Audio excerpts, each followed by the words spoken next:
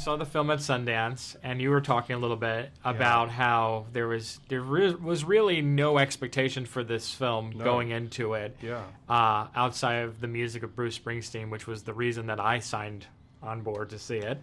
What was your initial reaction seeing that packed house at Sundance react to this film?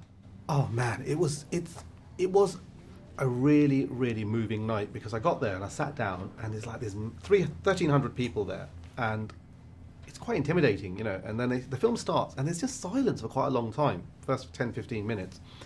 And I'm like, I think they're just surviving this, do you know what I mean? They're just enduring it, they're not really liking it. And I was getting a bit nervous, but thinking, at least we got to Sundance, that's victory enough, you know, let's be grateful. And then it ends, and then there's this standing ovation. I'm like, oh my God, they really did like it, you know? And then the warmth of the reaction in terms of the question and answers, and then the after party. And for me, the thing was, when I got to the after party and I looked on my phone, and all the people who were coming out of the screening had started tweeting about it. And these are just regular people. And I started saying things like feel good film of the year and most joyous shot. And I was like, oh my God, this little thing that we've made about my life when I was 16. This is what it's like when it starts touching other people.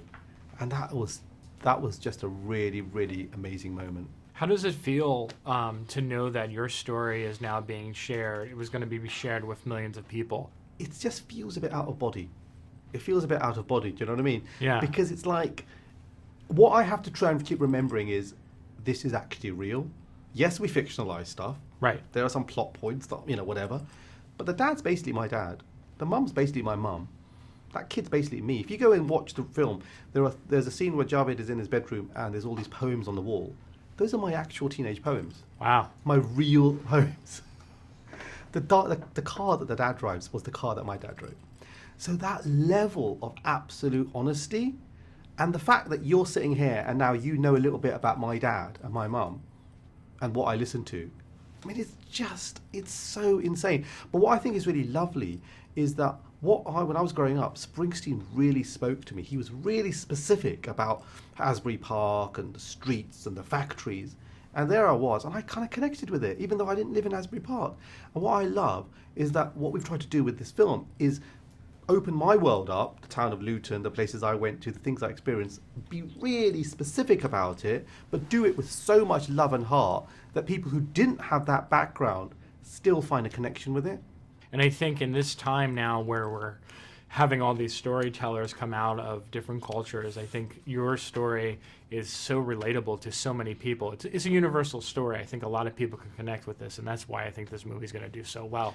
Well, I really hope so. I mean, one of the things was that people used to say to me about Bruce is like, you know, why does Bruce relate to you? And I'd say, look, forget the denim, forget the guitars.